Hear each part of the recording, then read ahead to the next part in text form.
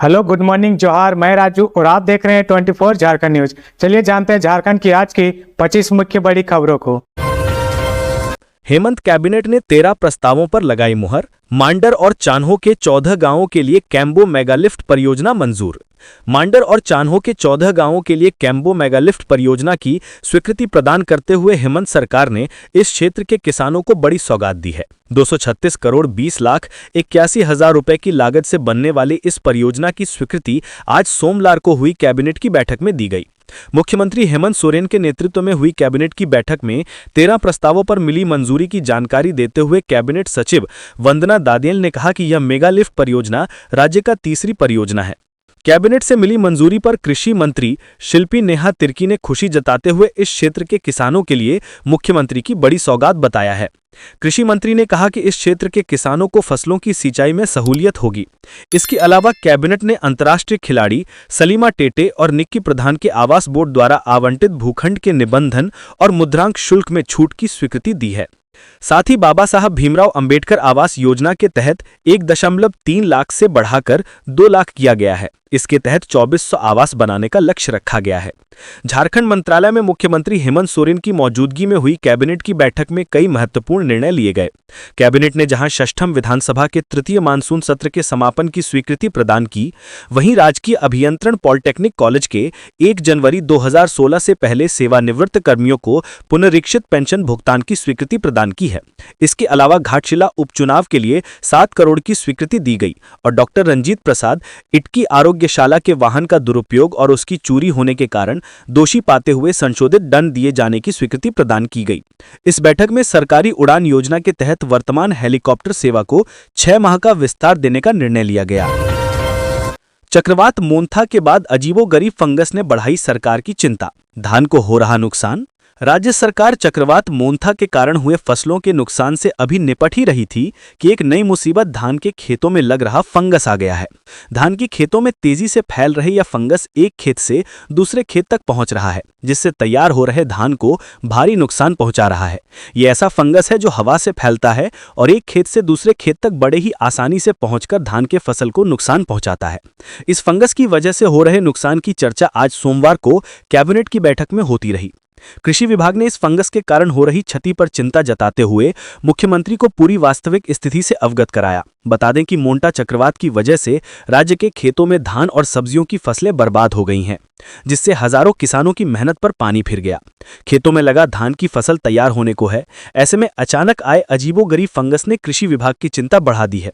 कृषि मंत्री शिल्पी नेहा तिर्की कहती हैं कि पहले ये माना जा रहा था कि बारिश के कारण धान का पौधा जमीन पर सो रहा है, मगर ऐसा नहीं है। अजीबोगरीब फंगस के कारण भी क्षति हो रही है। इस वजह से बड़ी क्षति हो रही है जो हवा से फैलता है और एक खेत से दूसरे खेत तक पहुंच रहा है। राज्य सरकार इस पर नजर रख रही है। कृषि मंत्री ने कहा कि सरकार फसलों के नुकसान की भरपाई के लिए तैयार है। बिरसा फसल बीमा के जरिए 13 लाख किसानों का बीमा हुआ है। इसके अलावा अगर कोई ऐसे किसान हैं जिन्होंने बीमा नहीं कराया है, वे टोल फ्री नंबर 1447 पर सूचना दें। उन्हें भी सर्वे करने के पश्चात आर्थिक सहायता आपदा प्रबंधन विभाग के द्वारा दी जाएगी।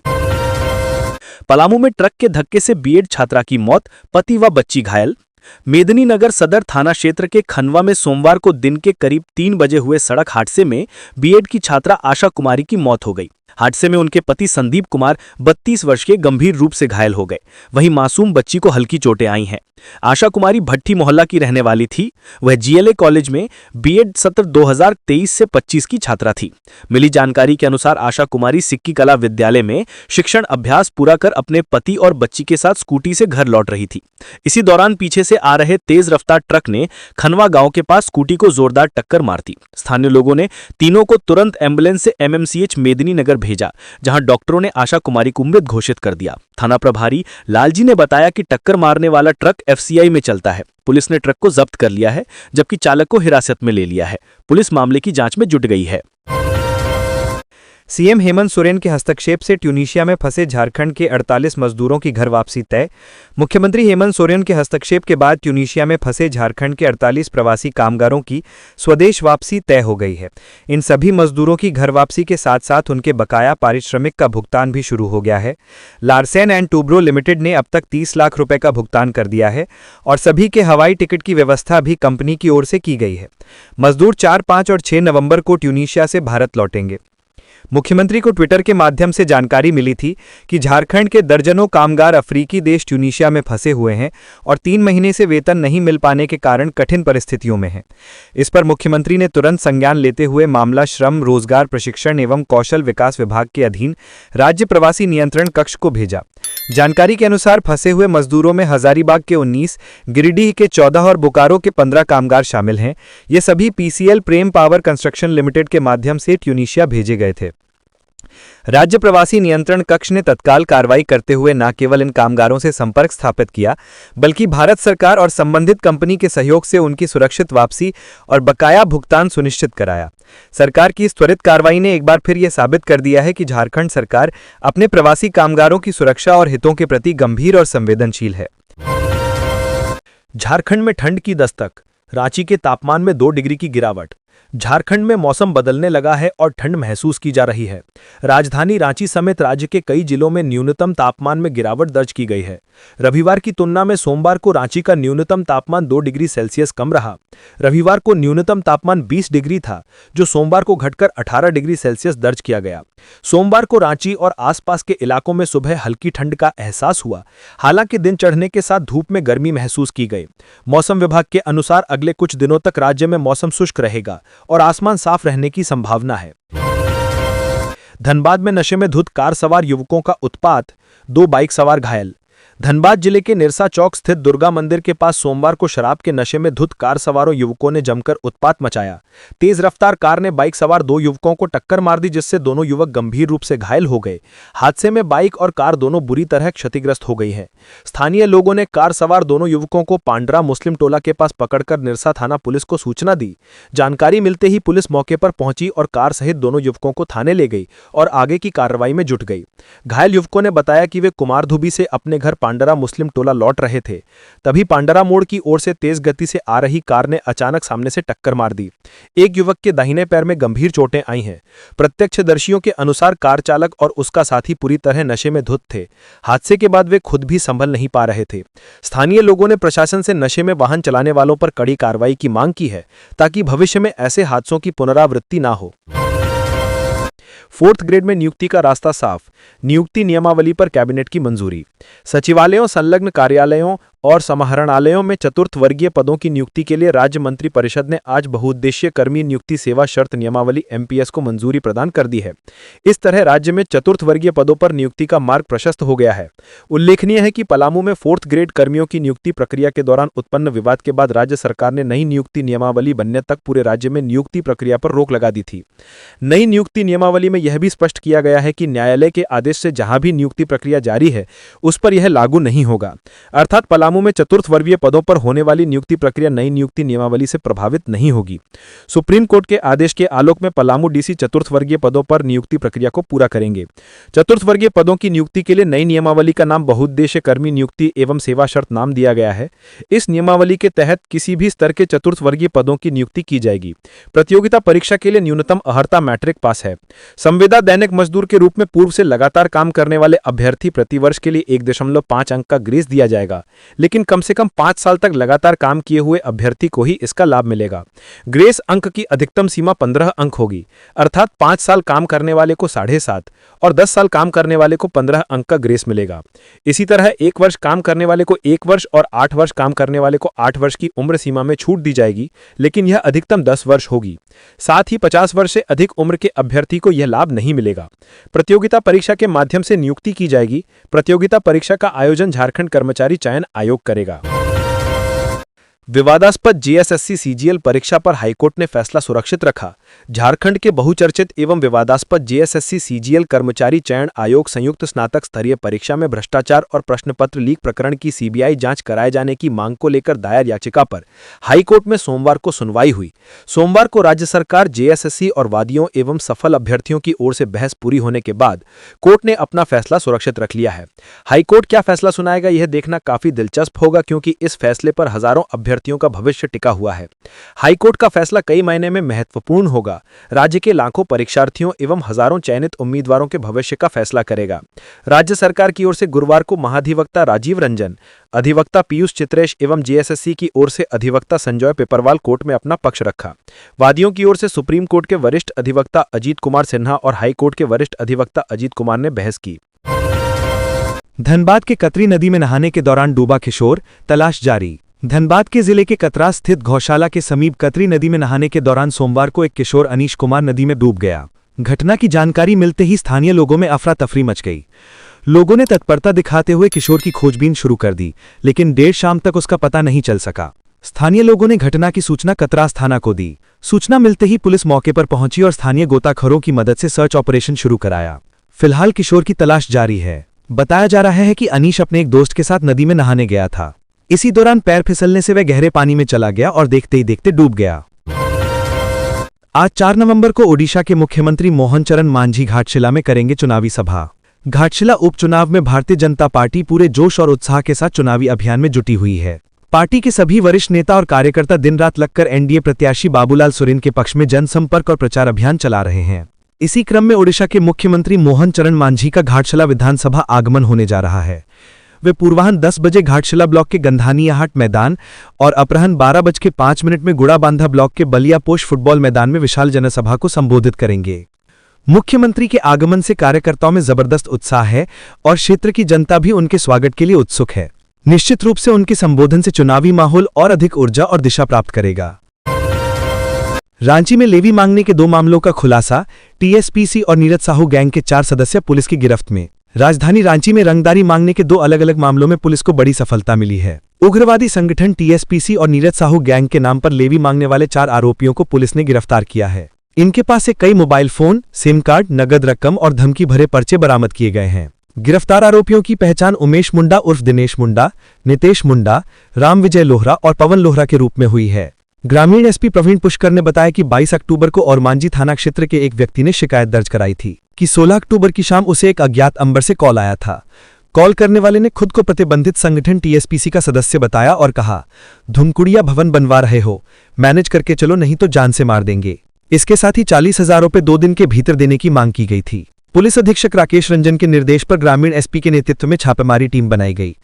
सिल्ली डीएसपी अनुज उराव के देखरेख में टीम ने तकनीकी जांच और गुप्त सूचना के आधार पर उमेश मुंडा और नितेश मुंडा को गिरफ्तार किया। दोनों आरोपी बुड़मू थाना क्षेत्र के टोंगरी पोला चकमे के निवासी हैं। इनके पास से धमकी में एक प्रयुक्त मोबाइल, 2 अतिरिक्त फोन, 2 सिम कार्ड और 17,500 रुपये नगद जब्त किए गए। पुलिस के मुताबिक ये दोनों आरोपी टीएसपीसी के नाम पर लोगों से वसूली करते थे। धनबाद के बरवा अड्डा में ट्रांसफार्मर में लगी आग, मची अफरा तफरी, बिजली गुल। धनबाद के बरवा अड्डा थाना क्षेत्र के किसान चौक स्थित बैंक ऑफ इंडिया रोड के समीप सोमवार को ट्रांसफार्मर में आग लग गई। आग शॉर्ट सर्किट से लगी और कुछ ही मिनट में भयावह रूप ले लिया। ट्रांसफार्मर के आसपास लगे सभी केबल वायर जलकर राख हो गए। घटना की सूचना स्थानीय लोगों ने तुरंत विद्युत विभाग को दी। सूचना मिलते ही विभाग की टीम मौके पर पहुंची और कड़ी मशक्कत के बाद आग पर काबू पाया। हालांकि तब तक ट्रांसफार्मर पूरी तरह जलकर नष्ट हो चुका था। विद्युत कर्मी संतोष मंडल ने बताया कि शॉर्ट सर्किट के कारण आग लगी और ट्रांसफार्मर का तेल रिसने लगा। इससे आग और फैल गई। उन्होंने बताया कि फिलहाल स्थिति नियंत्रण में है, लेकिन ट्रांसफार्मर जल जाने के कारण क्षेत्र में विद्युत आपूर्ति ठप हो गई है। स्थानीय लोगों ने विभाग से जल्द नया ट्रांसफार्मर लगाकर बिजली बहाल करने की मांग की है। घाटशिला में सुमेश सोरेन के समर्थन में सीएम हेमंत सोरेन की सभा। बंद पड़ी माइंस को फिर से शुरू करने का वादा। घाटशिला उपचुनाव को लेकर मुख्यमंत्री हेमंत सोरेन सोमवार को मुसाबनी पहुंचे, जहां उन्होंने जनसभा को संबोधित किया। उन्होंने कहा कि घाटशिला के हर घर, परिवार और इलाके के विकास के लिए सरकार लगातार प्रयासरत है। यहां बंद पड़ी माइंस को फिर से चालू करने की दिशा में भी सरकार गंभीरता से काम कर रही है। मुख्यमंत्री ने कहा कि घाटशिला की जनता के दिलों में बसने वाले स्व रामदास सोरेन के निधन के बाद यह उपचुनाव सामने आया है। उन्होंने उनके योगदान को याद करते हुए कहा कि स्व रामदास दाह हमेशा घाटशिला के विकास और रोजगार के लिए समर्पित रहे। उन्होंने जनता से अपील की कि वे आगामी 11 नवंबर को होने वाले उपचुनाव में झमुमो गठबंधन प्रत्याशी और स्व रामदास दा के बड़े बेटे सोमेश चंद्र सोरेन को भारी मतों से विजयी बनाएं। हेमंत सोरेन ने कहा, 2 नंबर पर बटन दबाकर घाटशिला के इस युवा, मेहनती और ईमानदार प्रत्याशी को अपना आशीर्वाद दें। झारखंड के मुक्केबाजों का जलवा, 69वीं राष्ट्रीय स्कूली बॉक्सिंग प्रतियोगिता में जीते 3 पदक। झारखंड के स्कूली मुक्केबाजों ने एक बार फिर से राज्य का नाम रोशन किया है। Khelo India indoor stadium Itanagar, Arunachal Pradesh में आयोजित 69वीं राष्ट्रीय स्कूली बॉक्सिंग प्रतियोगिता SGFI में झारखंड के खिलाड़ियों ने शानदार प्रदर्शन करते हुए 3 पदक अपने नाम किए। इनमें 1 रजत और 2 कांस्य शामिल हैं। यह प्रतियोगिता 28 अक्टूबर से 3 नवंबर 2025 तक आयोजित हुई थी, जिसमें देश भर के विभिन्न राज्यों के उभरते बॉक्सरों ने भाग लिया। झारखंड की टीम का नेतृत्व कोच अनुपम तिवारी, अनु कुमारी, मैनेजर प्रवीण यादव एवं हरिकेश सिंह ने किया। झारखंड के मुक्केबाज आर्यन मुखी ने अंडर 17 बालक वर्ग के 46 किलोग्राम भार वर्ग में रजत पदक जीतकर राज्य को गौरवान्वित किया। आर्यन ने अपने मुकाबलों में बेहतरीन तकनीक, संतुलन और आत्मविश्वास का परिचय दिया। वहीं कनिष्का गोराई ने 63 किलोग्राम भार वर्ग में कांस्य पदक अपने नाम किया। कनिष्का ने पूरे टूर्नामेंट में आक्रामक मुक्केबाजी का प्रदर्शन किया और अपने वर्ग में झारखंड की ताकत दिखाई। मोहित गोप ने 66 किलोग्राम भार वर्ग में कांस्य पदक हासिल किया। मोहित का प्रदर्शन पूरे मुकाबले में शानदार रहा और उनके साहसिक खेल ने दर्शकों का दिल जीत लिया। इन पदकों के साथ झारखंड के मुक्केबाजों ने न केवल राज्य का परचम लहराया, बल्कि यह भी साबित किया कि झारखंड खेल प्रतिभाओं की धरती है। मुख्यमंत्री हेमंत सोरेन ने खिलाड़ियों को शुभकामनाएं देते हुए कहा कि राज्य के युवा खिलाड़ी देश भर में झारखंड का मान बढ़ा रहे हैं। सरकार हर स्तर पर खिलाड़ियों को बेहतर सुविधाएं और प्रोत्साहन देने के लिए प्रतिबद्ध है। स्कूली शिक्षा एवं साक्षरता विभाग झारखंड सरकार के अंतर्गत झारखंड शिक्षा परियोजना परिषद रांची लगातार राज्य के स्कूली खिलाड़ियों को राष्ट्रीय स्तर पर मौका दे रहा है। बॉक्सिंग जैसे कठिन खेल में झारखंड की बढ़ती उपस्थिति यह दर्शाती है कि यहां खेल संरचना और प्रशिक्षण प्रणाली में सकारात्मक बदलाव हुए हैं। जनता दरबार में लापरवाही पर सख्त हुए रांची डीसी, कई पदाधिकारियों को शो कॉज, जांच के दिए आदेश। पर्व त्योहारों के बाद सोमवार को रांची उपायुक्त सह जिला दंडाधिकारी मंजूनाथ भजंत्री के जनता दरबार में फरियादियों की भारी भीड़ उमड़ी। आम लोगों की समस्याओं के त्वरित और पारदर्शी समाधान के उद्देश्य से आयोजित इस दरबार में जहां डीसी ने कई शिकायतें सुनी, वहीं पदाधिकारियों और कर्मचारियों की लापरवाही पर सख्त रुख भी अपनाया। जनता दरबार में उपस्थित फरियादियों में राजस्व संबंधी शिकायतें सबसे अधिक रहीं। डीसी भजंत्री ने कई मामलों में जांच के निर्देश दिए तो कई पदाधिकारियों को शो कॉज करने के आदेश भी जारी किए। सुजाता सेन नामक महिला अपने कैंसर पीड़ित पति राधानाथ मालाकार के इलाज के लिए परेशान थी। पहले डीसी के हस्तक्षेप से उसका राशन कार्ड, फिर आयुष्मान कार्ड बना था, लेकिन अस्पताल ने बताया कि आगे का इलाज आयुष्मान कार्ड से संभव नहीं है। डीसी भजंत्री ने तुरंत सिविल सर्जन को फोन करके मुख्यमंत्री गंभीर असाध्य रोग योजना के तहत इलाज की प्रक्रिया शुरू करने का निर्देश दिया। उन्होंने शहर अंचल अधिकारी को दस्तावेजी प्रक्रिया में सहयोग सुनिश्चित करने को भी कहा। LRC कोर्ट के आदेश के बावजूद म्यूटेशन नहीं करने पर शिकायत पर डीसी ने रातू अंचल अधिकारी रवि कुमार को शो कॉज किया। संजय गुप्ता नामक फरियादी ने बताया कि 20 दिसंबर 2024 के आदेश के बाद भी उनका म्यूटेशन लंबित है। कांके अंचल के सटीनाथ महतो ने बताया कि खरीदी गई 31 डिसमिल जमीन के दाखिल खारिज आवेदन को बिना कारण अस्वीकृत कर दिया गया। डीसी ने इस मामले में अपर समाहर्ता को जांच कर रिपोर्ट देने का निर्देश दिया। अंगड़ा में आवेदक को परेशान करने वाले कर्मचारी पर कार्रवाई। अंगड़ा अंचल के मनीष महतो ने शिकायत की कि म्यूटेशन के लिए आवेदन देने के बावजूद कर्मचारी उन्हें जानबूझकर परेशान कर रहा है। डीसी ने तत्काल संबंधित कर्मचारी को शोकॉज करने का निर्देश दिया। रांची नगर निगम की सख्त कार्रवाई, कई जगहों पर जुर्माना लगाया गया। रांची नगर निगम शहर को साफ सुथरा और कचरा मुक्त बनाने के लिए लगातार अभियान चला रहा है। इसी के तहत आज निगम की टीम ने शहर के कई इलाकों में कार्रवाई की और जुर्माना लगाया। नगर निगम प्रशासन ने कहा है कि शहर में सार्वजनिक स्थानों पर कचरा या निर्माण सामग्री फेंकने वालों के खिलाफ सख्त कार्रवाई जारी रहेगी। साथ ही निगम ने लोगों से अपील की है कि वे अपने आसपास सफाई रखें, कचरा केवल निर्धारित जगह पर ही डालें और अपने घरों व दुकानों में गीले और सूखे कचरे के लिए अलग-अलग डस्टबिन जरूर रखें। कृषि मंत्री ने चान्हो प्रखंड सह अंचल कार्यालय का किया औचक निरीक्षण, गायब मिले कर्मचारियों को शो कॉज करने का निर्देश। झारखंड की कृषि, पशुपालन एवं सहकारिता मंत्री शिल्पी नेहा तिर्की ने आज सोमवार को चान्हो प्रखंड सह अंचल कार्यालय का औचक निरीक्षण किया। इस दौरान कार्यालय परिसर में सीईओ, बीडीओ से लेकर ज्यादातर कर्मचारी अनुपस्थित मिले। कृषि मंत्री ने कार्यालय परिसर के एक-एक कमरों का निरीक्षण किया। इस क्रम में मंत्री शिल्पी नेहा तिर्की ने गाँव से अपने काम को लेकर पहुंचे ग्रामीणों से उनकी समस्या की जानकारी ली। ग्रामीणों ने अधिकारियों की अनुपस्थिति की शिकायत भी की। प्रखंड सह अंचल कार्यालय में फैले सन्नाटा और बंद कमरों को देखने के बाद मंत्री शिल्पी नेहा तिर्की ने रांची डीसी को इसकी सूचना देते हुए शोकॉज करने का निर्देश दिया। बायोमेट्रिक उपस्थिति के आधार पर शोकॉज किया जाएगा। सीईओ और बीडीओ को भी कार्यालय से अनुपस्थित होने का कारण बताओ नोटिस जारी करने को कहा गया है। चान्हो से लगातार प्रखंड कार्यालय में अधिकारी कर्मचारियों के समय पर कार्यालय नहीं पहुंचने और कार्यालय से नदारद रहने की शिकायत मिल रही थी। इसी को ध्यान में रखते हुए मंत्री शिल्पी नेहा तिर्की औचक निरीक्षण करने पहुंची। कृषि मंत्री शिल्पी नेहा तिर्की ने कहा कि प्रखंड सह अंचल कार्यालय में एक सरकारी व्यवस्था के तहत काम का निपटारा होता है। जब वो कार्यालय पहुंची तो अधिकारी, पदाधिकारी से लेकर कर्मचारी तक अनुपस्थित मिले। रांची डीसी को इसकी सूचना देते हुए शोकॉज करने का निर्देश दिया गया है। उन्होंने कहा कि अगर व्यवस्था और अनुशासन के तहत अधिकारी कर्मचारी काम नहीं करते हैं तो ऐसे अधिकारी की आवश्यकता मांडर विधानसभा क्षेत्र में नहीं है।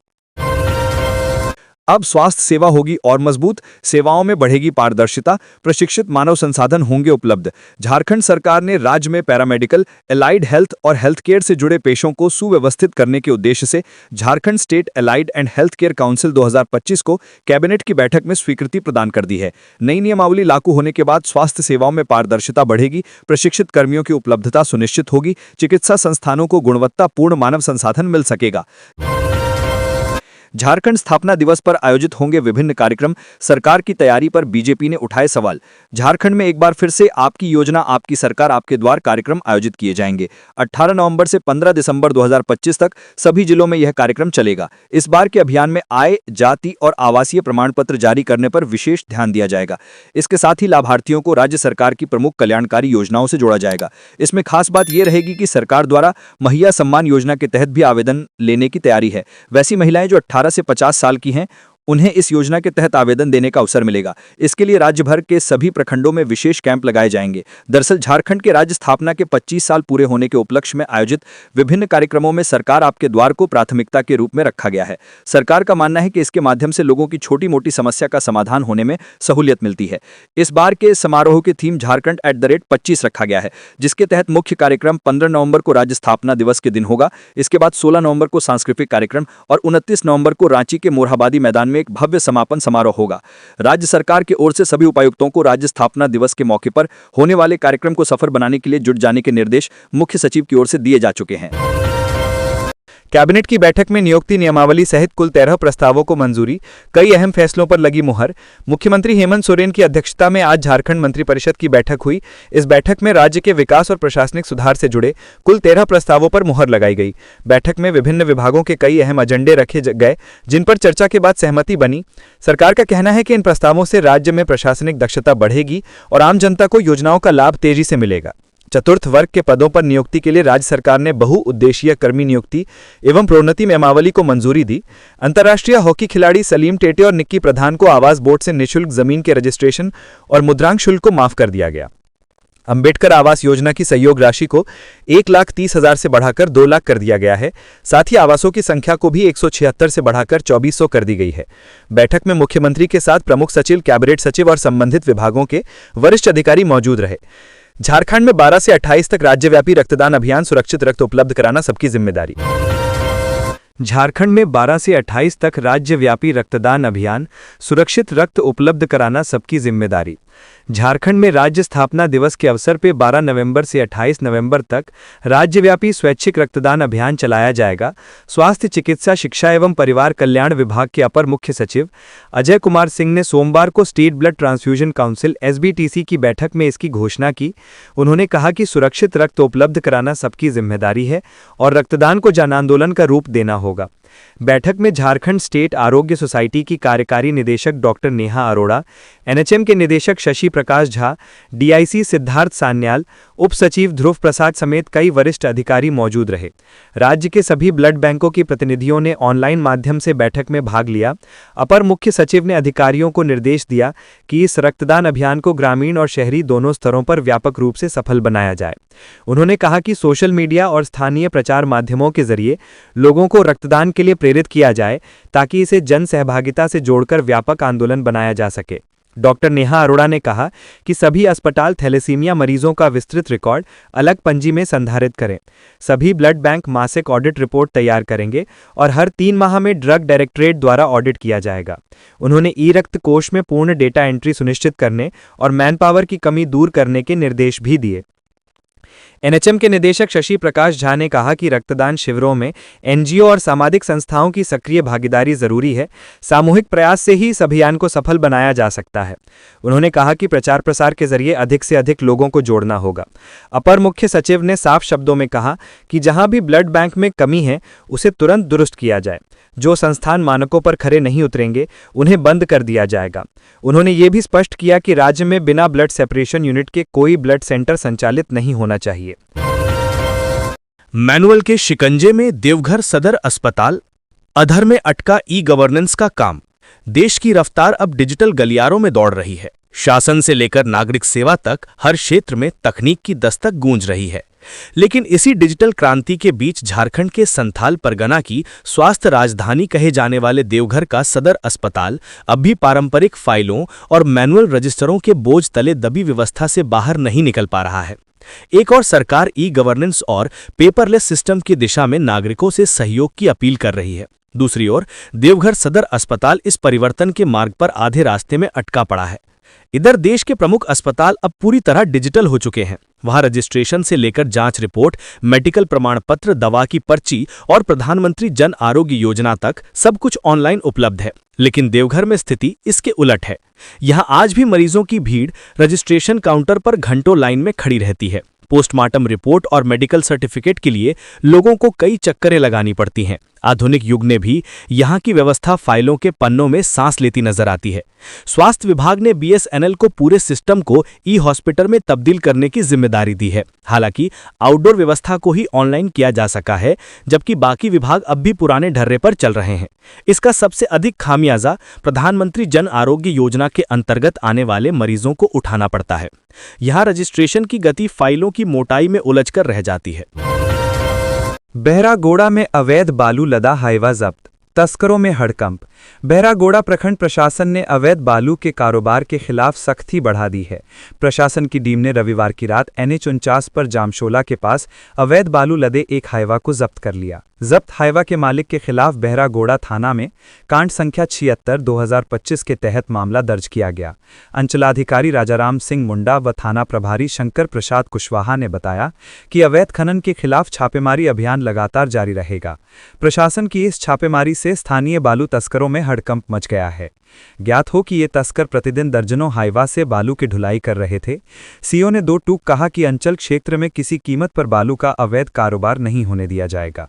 माफियाओं के खिलाफ कार्रवाई आगे भी जारी रहेगी। धनबाद में रफ्तार घटाओ सुरक्षा बढ़ाओ अभियान, परिवहन विभाग ने चालकों को किया जागरूक। धनबाद के डीटीओ दिवाकर सी द्विवेदी के निर्देश पर सोमवार को परिवहन विभाग ने ओवर स्पीडिंग जागरूकता सप्ताह की शुरुआत की। अभियान के पहले दिन शहर के सिटी सेंटर चौक के पास 4 पहिया, 2 पहिया ऑटो व टोटो चालकों के लिए जागरूकता कार्यक्रम आयोजित किया गया। इसमें वाहन चालकों को तेज गति से वाहन चलाने के खतरों के बारे में बताया गया। उन्हें समझाया गया कि ओवर स्पीडिंग सड़क दुर्घटनाओं का प्रमुख कारण है।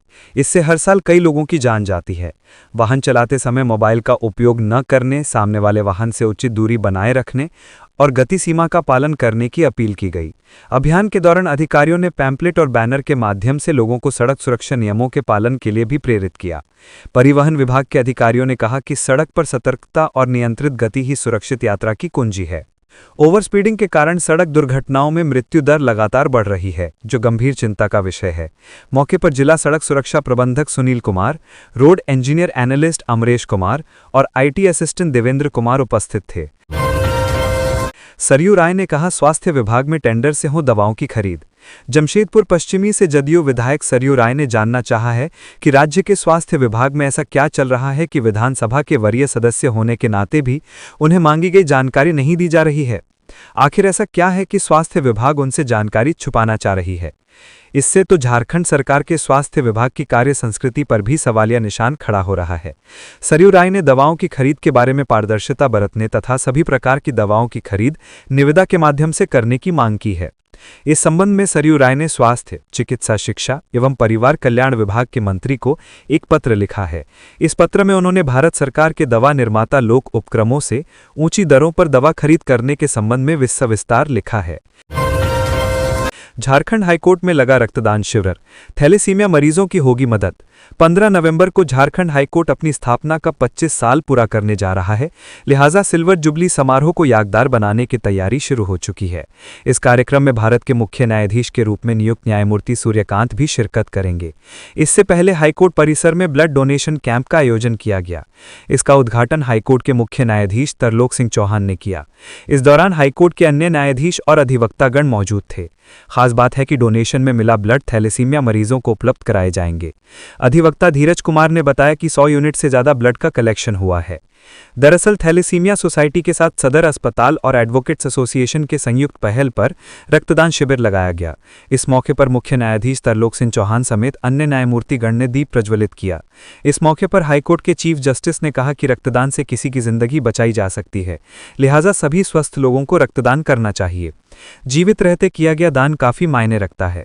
इस दौरान बड़ी संख्या में अधिवक्ता, हाईकोर्ट के अधिकारी, कर्मचारी के साथ साथ सुरक्षा में तैनात पुलिस जवानों ने भी रक्तदान किया। खास बात है कि स्वैच्छिक रक्तदाताओं का मनोबल बढ़ाने के लिए मुख्य न्यायाधीश समेत अन्य न्यायाधीशों की धर्मपत्नियां भी रक्तदान में शामिल हुई। बता दें कि पिछले दिनों कई थैलेसीमिया से पीड़ित बच्चों को बिना जांच किए ब्लड चढ़ाने से HIV संक्रमण की बात सामने आई थी। जब जांच शुरू हुई को पता चला कि झारखंड के ज्यादातर ब्लड बैंक का लाइसेंस भी रिन्यूअल नहीं हुआ है। ऊपर से रांची समेत कुछ जगहों को छोड़कर राज्य के ज्यादातर ब्लड बैंक में ब्लड कंपोनेंट सेपरेटर ही नहीं है। इसकी वजह से मरीजों को PRBC की जगह पूरा ब्लड चढ़ा दिया जाता है, जो कई अंगों पर नकारात्मक असर डालता है। देवघर में पुलिस ने करनीबाग हत्याकांड का किया खुलासा, 4 गिरफ्तार। देवघर जिले के कुंडा थाना क्षेत्र के करनीबाग सखुआ जंगल मोहल्ला में हुई फायरिंग में शंकर राउत के पुत्र कारू राउत को गोली लगी थी। सदर अस्पताल देवघर में इलाज के क्रम में उसकी मौत हो गई थी। इस संबंध में कुंडा थाना पुलिस ने मामला दर्ज किया था। देवघर SP के निर्देश पर कांड में शामिल अपराध कर्मियों की गिरफ्तारी के लिए विशेष टीम का गठन किया गया। कुंडा थाना प्रभारी के नेतृत्व में टीम ने छापामारी करने मामले में शामिल 4 आरोपियों को गिरफ्तार कर लिया। गिरफ्तार प्रशांत झा की निशानदेही पर पुलिस ने 1 देसी कट्टा, 2 जिंदा गोली बरामद कर लिया है। साथ ही हत्या में प्रयुक्ति बाइक भी बरामद कर ली गई है। गिरफ्तार आरोपियों में करनीबाग निवासी प्रशांत कुमार झा, 52 बीघा निवासी राकेश रंजन झा, डहुआ निवासी शिवम मिश्रा व सखुआ जंगल मोहल्ला करनीबाग निवासी चंदन कुमार शर्मा शामिल हैं। आरोपियों के पास 1 देसी कट्टा, 9 mm की 2 गोली और पल्सर बाइक बरामद की गई है। मांडर टोल प्लाजा का संचालन अब नई कंपनी करेगी। स्थानीय निवासियों को फ्री पास की मिलेगी सुविधा। मांडर टोल प्लाजा के प्रबंधन में एक बड़ा बदलाव किया गया है। अब इस टोल प्लाजा का संचालन आशीष जायसवाल कंपनी ने अपने अधीन ले लिया है। नई कंपनी ने कार्यभार संभालते ही स्थानीय निवासियों को राहत देने की दिशा में एक महत्वपूर्ण कदम उठाया है। चान्नो और मांडर क्षेत्र के लोगों की सुविधा को ध्यान में रखते हुए कंपनी ने उनके लिए टोल फ्री पास बनाने की प्रक्रिया शुरू कर दी है। इस पहल से मांडर और चान्हो के स्थानीय लोगों को टोल टैक्स से बड़ी राहत मिलने की उम्मीद है, जिससे उनका रोजमर्रा का आवागमन आसान हो जाएगा। कंपनी प्रतिनिधि के अनुसार जो भी निवासी टोल फ्री पास की सुविधा प्राप्त करना चाहते हैं, वे निम्नलिखित दस्तावेजों के साथ टोल प्लाजा कार्यालय में संपर्क कर सकते हैं। तो ये थी आज की झारखंड की टॉप बड़ी खबरें। इसी तरह झारखंड की हर छोटी सी बड़ी खबर देखने के लिए आप हमारे चैनल 24 झारखंड न्यूज को सब्सक्राइब करके बेल आइकन प्रेस कर ले, जिससे झारखंड की हर छोटी सी बड़ी खबर की अपडेट आप तक पहुंचता रहे। तो आज के लिए बस इतना ही। हमें दीजिए इजाजत, फिर मिलते हैं नेक्स्ट न्यूज में।